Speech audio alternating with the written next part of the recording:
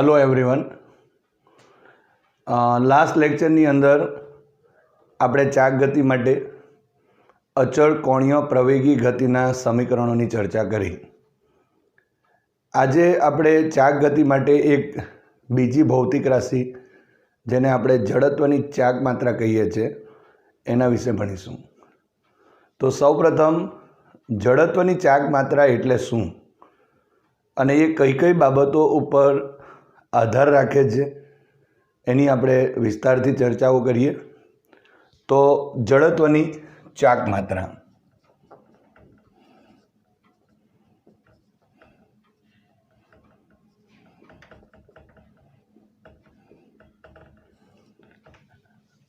अहीं कोईपण जे पदार्थ है ए पदार्थनी जड़त्वनी चाक मात्रा शोधवा माटे सौप्रथम आपणे जे चाक गति भणेला छे एने पहेला याद करवी पड़शे।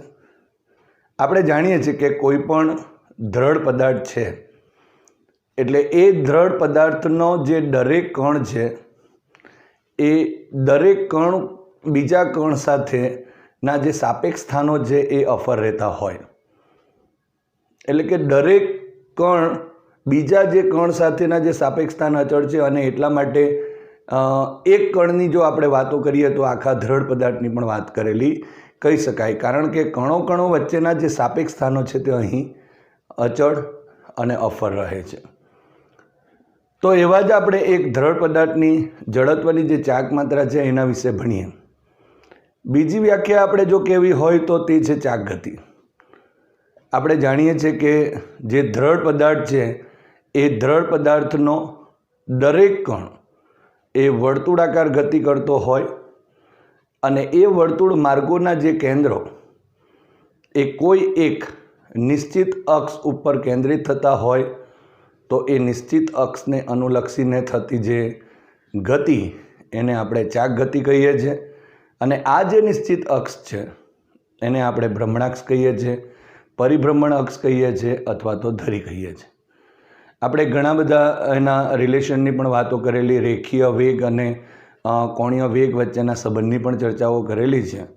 तो पहेला सौप्रथम आपणे ए जे आकृति है ते समझिए अने त्यार पछी आपणे जे जड़त्वनी चाक मात्रा है ए शुं छे एनी चर्चा करिए।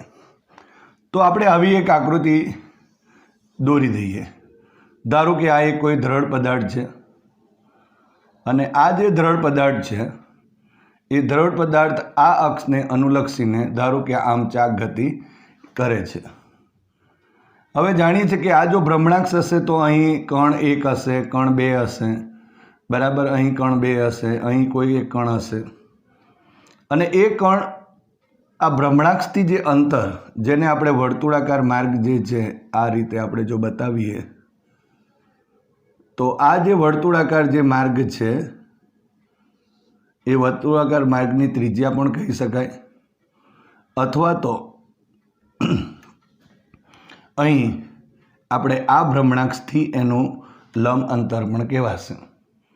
सौप्रथम अहींया छे धारो के तो दरेक जे आपणा पासे कणो छे ए पण दरेक कणो आ रीते वर्तुळाकार गति करता हशे, आ रीते वर्तुळाकार गति करता हशे। जेटલું आ कण परिभ्रमण करे तेटલું ज आ कण परिभ्रमण करशे, એટલું જ आ कण पण परिभ्रमण करशे अने आ अक्षने अनुलक्षीने परिभ्रमण करे छे। तमे जोई शको छो आ दरेक जे वर्तुळो छे एना केंद्रो आ अक्ष पर केंद्रित थयेला छे। एटले आपणे एम जो कहीए तो आपणे अहीं आकृतिमां दर्शाव्या मुजब जो कण कोई एक कण अहीं आपणे 1 लखी दईए तो आने आपणे R1 लखता हता, अहीं जो आपणे लखीए तो R2 लखी शकाय, अहीं लखीए तो आपणे Rn पण लखी शकाय। अने आनुं दळ जो कहीए तो अहीं M1 कहीशुं, अहीं M2 कही शकाय, अहीं M3 कहीश, Mn कहेवाशे। हवे आ कण एक रेखीय गति पण करे छे, रेखीय वेग पण छे, अहीं रेखीय वेग पण हशे, आ रीते आपणे कही शकाय कि आ रेखीय वेग पण छे। अने जो रेखीय वेग हशे तो अहीं आपणे शुं लखता हता V1 लखी शकाय, अहीं आपणे लखीए तो V2 लखी शकाय अने अहीं आपणे Vn लखी शकाय। अने एना हिसाबे आपणे जो कहेवुं होय તો અહીં આ જે દ્રઢ પદાર્થ છે એ દ્રઢ પદાર્થનો એક કોણીય વેગ પણ હશે અને એનો સંબંધ આપણે મેળવેલ છે v=r⍵ સ્વરૂપે. તો એ આપણે જો બાબતો લખીએ તો અહીં જે ચાક ગતિ થાય છે એ ચાક ગતિ પ્રમાણે દરેક કે કણ છે એ દરેક કણની એક ગતિ ઉર્જા હશે, કારણ કે એના દળ છે, એના રેખીય વેગ છે, તો એની એક ગતિ ઉર્જા હશે. અને જો ગતિ ઉર્જા જો હોય તો એ એકની ગતિ ઉર્જા મળે તો આપણે બધા જ કણોની ગતિ ઉર્જાનો જો સરવાળો કરી દઈએ તો આ જે ભ્રમણાક્ષને અનુલક્ષીને જે ચાક ગતિ કરતો પદાર્થ છે એની કુલ ગતિ ઉર્જા આપણે મેળવી શકાય. તો સૌપ્રથમ એની ચર્ચા આપણે કરીએ તો આપણે અહીં કહીએ કે આકૃતિમાં દર્શાવ્યા મુજબ દ્રઢ પદાર્થ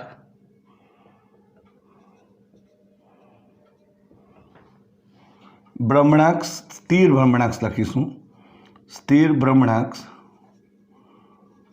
ને અનુલક્ષીને ચાક ગતિ કરે છે. તેના દરેક કણનો રેખીય વેગ જો આપણે લખીએ vi=ri×ω લખાશે, જ્યાં ઓમેગા દરેક કણ માટે આપણે જાણીએ છીએ દ્રઢ પદાર્થના જે દરેક કણ છે એનો કોણીય વેગ કેવો હશે? એક સમાન હોય છે.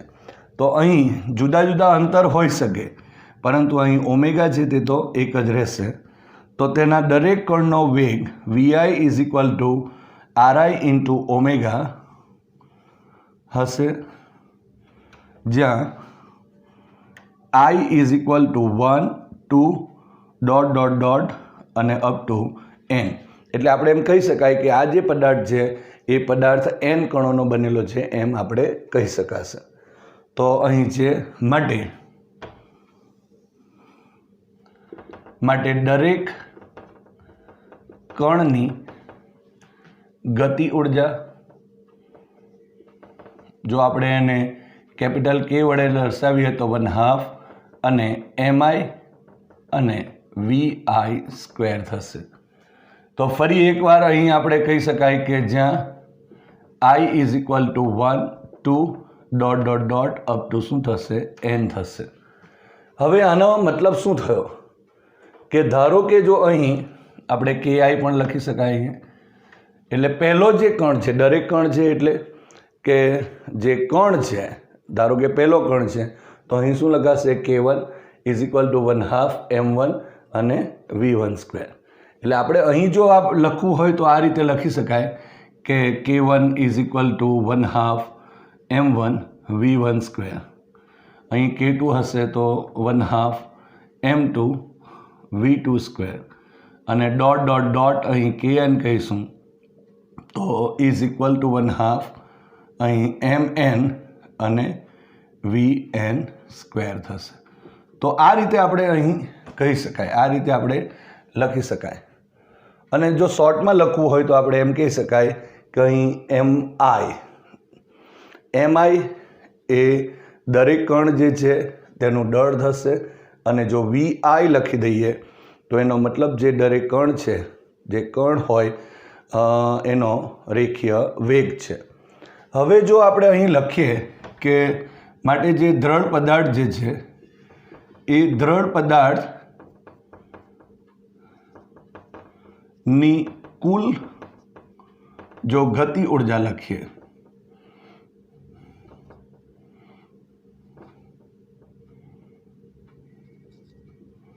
તો આપણે એને k=i=1 to n અને ki લખવું પડશે. એટલે પહેલા કણનું વત્તા બીજા કણનું વત્તા ત્રીજા કણનું આ રીતે દરેક કણનો જો ગતિ ઉર્જાનો સરવાળો કરીએ તો આપણને આ રીતે મળી જાય. સો = લખીએ તો અહીં i=1 to n અને અહીં 1/2 mi અને VI સ્ક્વેર થશે. સો સિગ્મા અહીં આપણે I is equal two 1 to n અને 1/2 MI આગળ લખી દઉં છું. VIની જગ્યાએ આપણે અહીં તમે જોઈ શકો છો RI ઇન્ટુ ઓમેગા લખી શકાય. માટે આમ પણ લખી શકાશે RI whole square into omega. હવે આ જે પદ જે છે એમાં ઓમેગા અને આ 1/2 ને આપણે બહાર લઈ લઈએ તો 1/2 ઓમેગા અને અહીં sigma I is equal two 1 to n અને MI RI સ્ક્વેર થશે.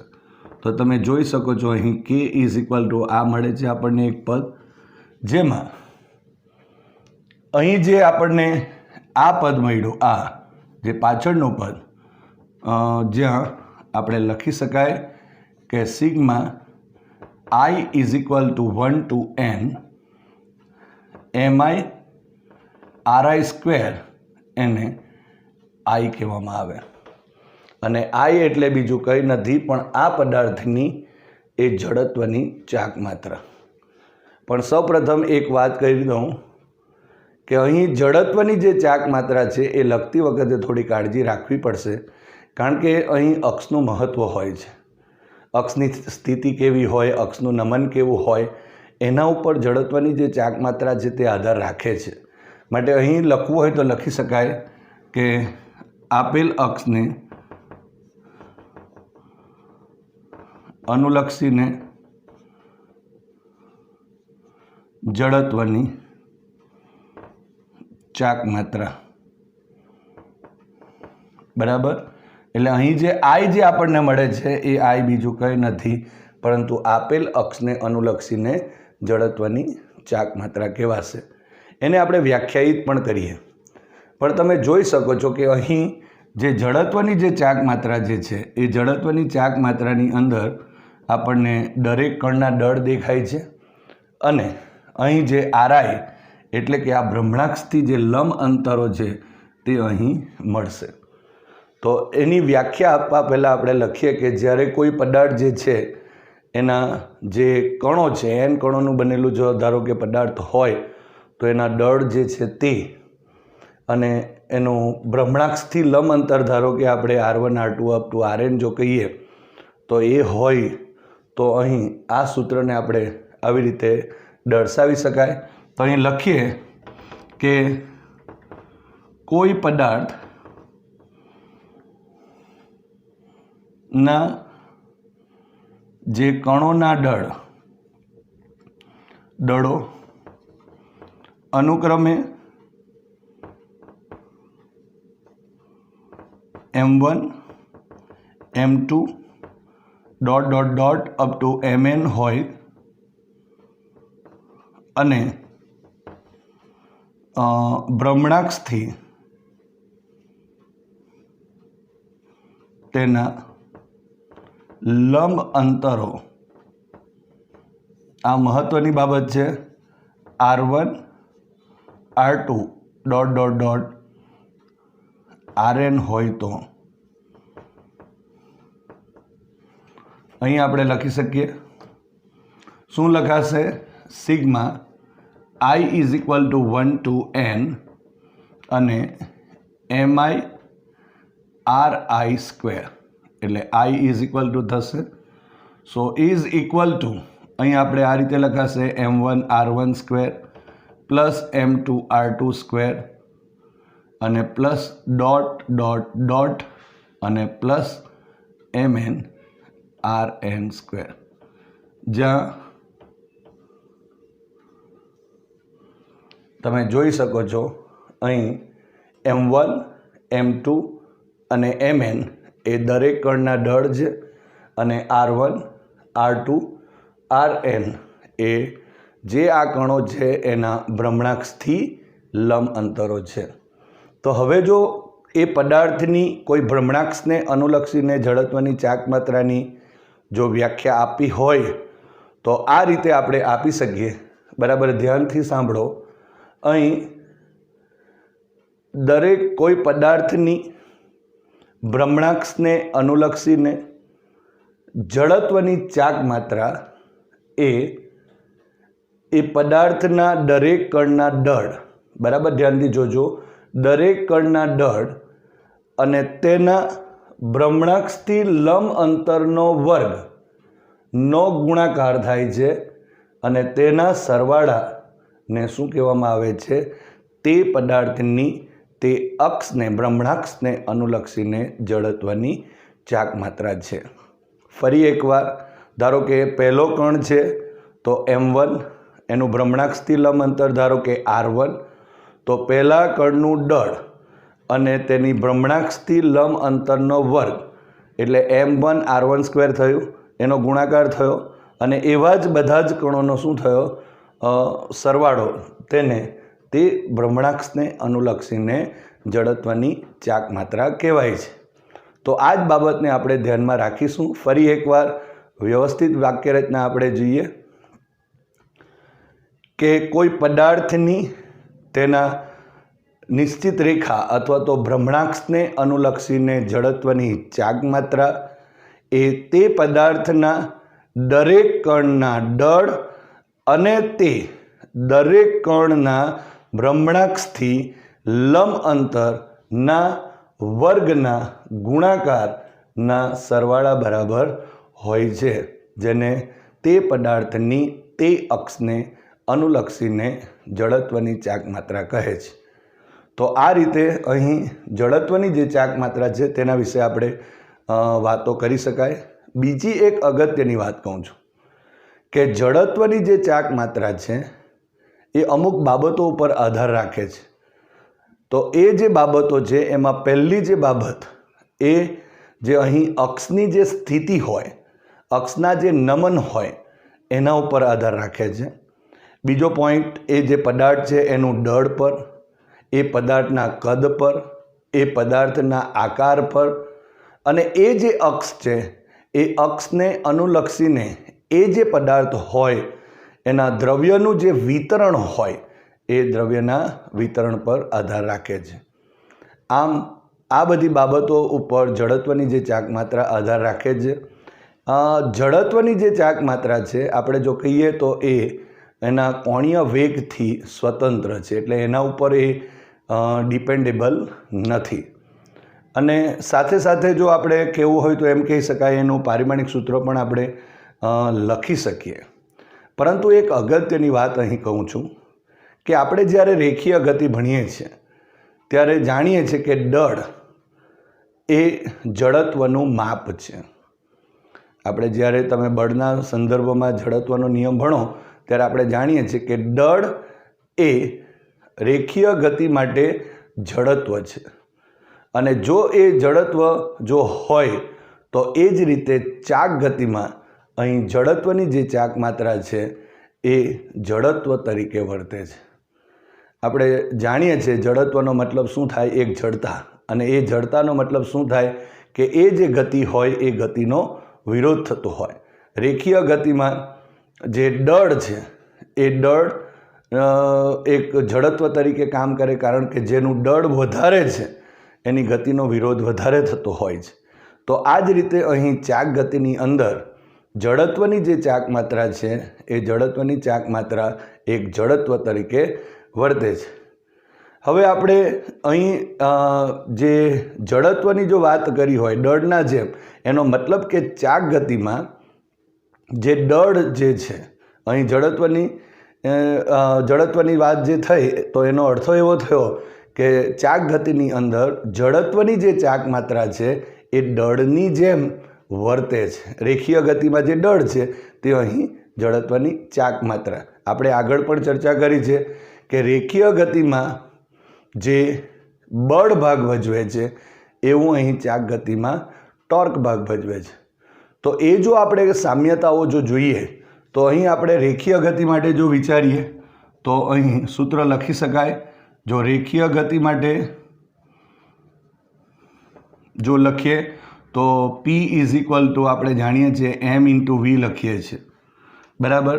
તો ચાક ગતિ માટે લખવું હોય તો શું લખાશે? ચાક ગતિ માટે જો લખી શકાય, ચાક ગતિ માટે તો અહીં લખીએ તો પી એટલે આપણે એલ તરીકે લેતા હતા. દળના માટે અત્યારે આપણે જે વાત કરી તે જડત્વની ચાક માત્રા અને વીની જગ્યાએ આપણે કોણીય વેગ લઈએ તો અહીં ઓમેગા. તો અહીં આપણને એક સૂત્ર મળે છે જે આ રીતે હશે. બીજા પણ સૂત્રની વાતો કરી શકાય. અહીં ધારો કે આપણે રેખીય ગતિમાં એફ ઇઝ ઇક્વલ ટુ જો એમ એની વાત કરીએ તો અહીં પણ દળ આવે છે, જોઈ શકાય છે. પણ રેખીય ગતિમાં જે દળ અહીં ભાગ ભજવે છે એ ચાક ગતિમાં જડત્વની ચાક માત્રા ભાગ ભજવે છે. માટે એફની જેમ અહીં ટો છે, અહીં આઈ લખી શકાશે અને એ જે રેખીય પ્રવેગ છે તો અહીં કોણીય પ્રવેગ લેવો પડશે. માટે શું લખાશે? આલ્ફા સદિશ. સો આ રીતે આપણે અહીં tau is equal to I alpha સૂત્ર છે એ પણ લખી શકાય. ઘણું જ અગત્યનું, આજે ઘણી જ અગત્યની બાબત થઈ છે અને આ જે બે સૂત્ર છે એ સૂત્રનો ઉપયોગ ઘણીવાર આવશે. બીજી એક વાત તમને કહું છું કે આમ આપણે જો રેખીય ગતિમાં જે કોઈ બી ભૌતિક રાશિઓ ભણેલા છે એવી જ ભૌતિક રાશિઓ અહીં પણ સામ્યતાઓ દર્શાવે છે. તો આ રીતે આપણે અહીં લખી શકાય. હજુ એક વાત આપણે જો કહીએ તો જડત્વની જે ચાક માત્રા છે એ જડત્વની ચાક માત્રાનો એકમ, જો એકમની વાતો કરીએ તો અહીં તમે જોઈ શકો છો દળ અને અંતરનો વર્ગ છે અને તેથી આપણે અહીં લખી શકાશે કિલોગ્રામ ઇન્ટુ મીટર સ્ક્વેર. અને આઈનું પારિમાણિક સૂત્ર લખવું હોય તો આના ઉપરથી લખીએ તો M1 L2 અને T0 થશે. તો આ રીતે આપણે પારિમાણિક સૂત્ર પણ બતાવી શકાય. તો આ બધી વાતો આપણે જડત્વની ચાક માત્રા વિશે કીધી છે.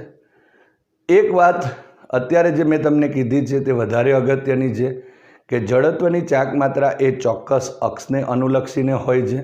એના દ્રવ્યના વિતરણ પર આધાર રાખે છે, એના આકાર પર આધાર રાખે છે, એના દળ પર આધાર રાખે છે, એના કદ પર આધાર રાખતું હોય છે અને અક્ષના જે નમન હોય એના પર બી એ આધાર રાખે છે.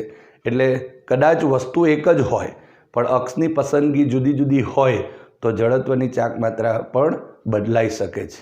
અને એટલા માટે થોડી કાળજી રાખવાની કે અક્ષની પસંદગી અહીં ઘણી જ અગત્યની થશે.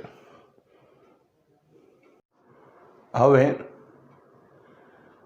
આપણે અત્યારે જે જડત્વની ચાક માત્રાની વાતો કરી છે તો એના પર આધારિત એક બીજી પણ ભૌતિક રાશિની વાતો કરીએ અને એ છે ચક્રાવર્તનની ત્રિજ્યા.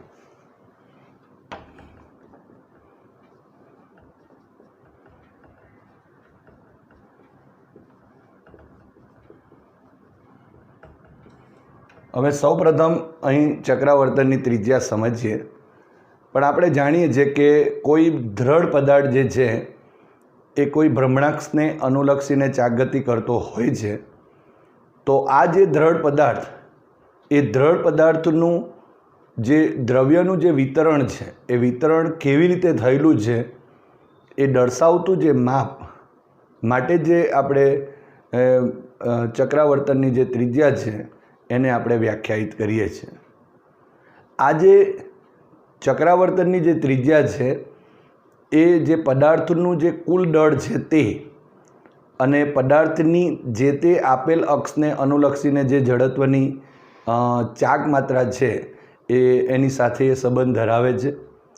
ધારો કે આપણે એક કોઈ દ્રઢ પદાર્થ લઈ લઈએ અને એના માટે આપણે ચક્રાવર્તનની ત્રિજ્યા માટેનું સૂત્ર પણ મેળવીએ. તો ધારો કે આપણે અત્યારે જે વાત કરી તે જ પ્રમાણે કોઈ એક દ્રઢ પદાર્થ છે અને આ જે દ્રઢ પદાર્થ છે એ ધારો કે આ અક્ષને અનુલક્ષીને અહીં ચાક ગતિ કરે છે. ધારો કે અહીં આ ભ્રમણાક્ષથી લંબ અંતરો આને નામ આપી દઈએ M1, અહીં આપીશું R1. આ એના લંબ અંતરો કહેવાશે અહીં M2, અહીં R2 થશે. ધારો કે આ તરફ આપણે કહીએ તો MN અને RN એ આ ભ્રમણાક્ષથી એના લંબ અંતરો થશે. હવે આ અક્ષને અનુલક્ષીને એ ધારો કે આ રીતે ચાક ગતિ કરે છે. તો અહીં લખી શકાય કે આકૃતિમાં દર્શાવ્યા મુજબ આપેલ ભ્રમણાક્ષ ને અનુલક્ષીને દ્રઢ પદાર્થ ચાક ગતિ કરે છે.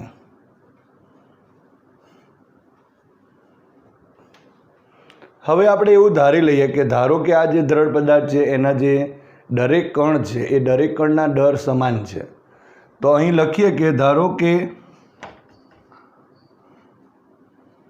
દરેક જે કણ છે એ દરેક કણના દળ m છે. માટે આવું લખી શકાશે m1 is equal two m2 is equal two dot dot dot is equal two mn is equal two m. માટે જો પદાર્થનું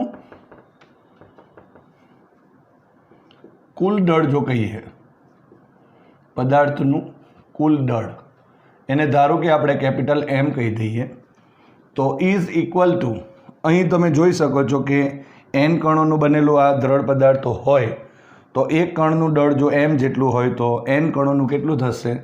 તો m ઇન્ટુ n જેટલું થશે. તો આ પદાર્થનું શું થયું? કુલ દળ થયું. હવે આપણે અહીં જડત્વની ચાક માત્રા લખી દઈએ કે આપેલ ભ્રમણાક્ષને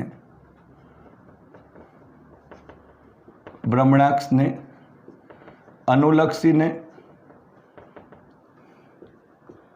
દ્રઢ જે પદાર્થ છે એ દ્રઢ પદાર્થની જડત્વની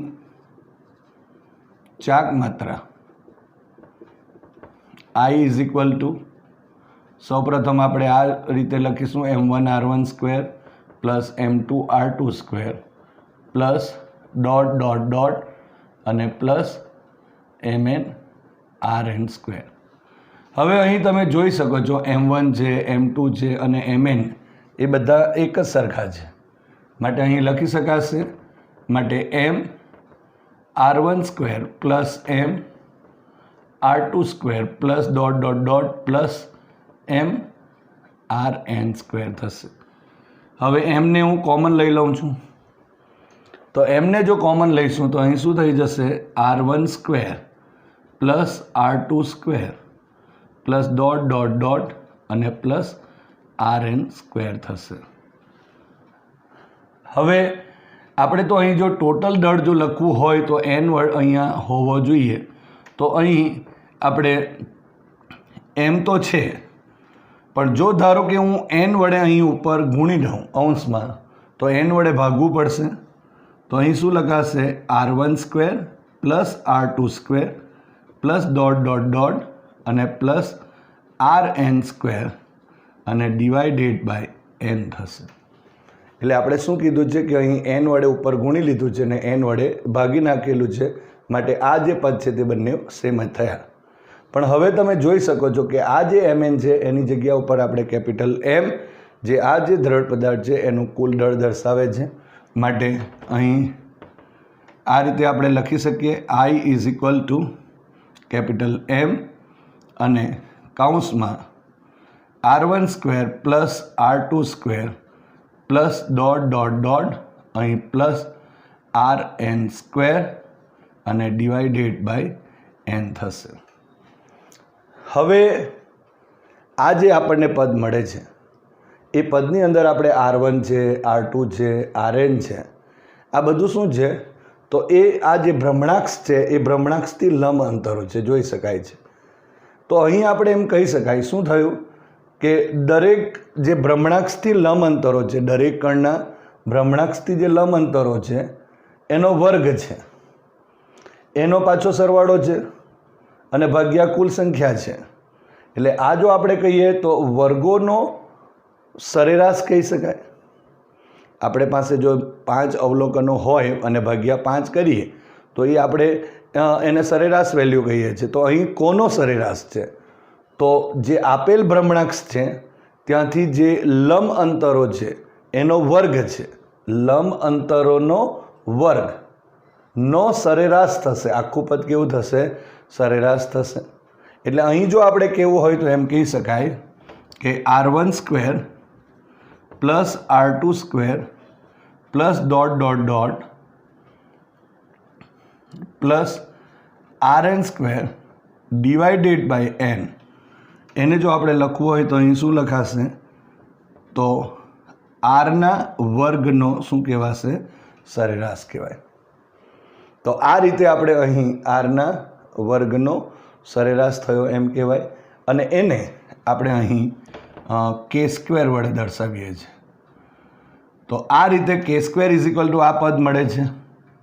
તો અહીં જે k² જે મળે છે એમાં k² જો વર્ગમૂળ લઈ લઈએ, આ જે k² છે એનું જો આપણે વર્ગમૂળ લઈએ તો આપણને જે k મળે એને ચક્રાવર્તનની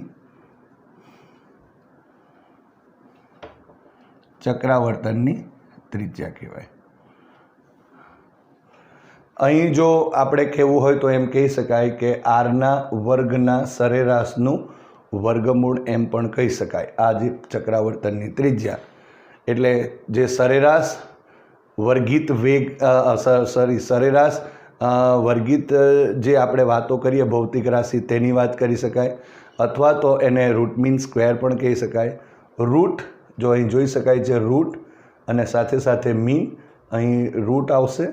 અહીં આ રીતે પણ લખી શકાય આરનો વર્ગનો સરેરાશ અને એનું વર્ગમૂળ, જેને આપણે અહીં k કહીએ છીએ, જે ચક્રાવર્તનની શું કહેવાશે? ત્રિજ્યા. માટે હવે જો આ જે આપણા પાસે સમીકરણ 1 છે ધારો કે, તો સમીકરણ 1 પરથી શું લખાશે? તો સમીકરણ 1 પરથી આપણે અહીં લખી શકાશે I is equal two capital M અને આ જે પદ છે એની જગ્યાએ k² લખાશે. તો આ જે k²માં જે k છે એને આપણે શું કહીશું?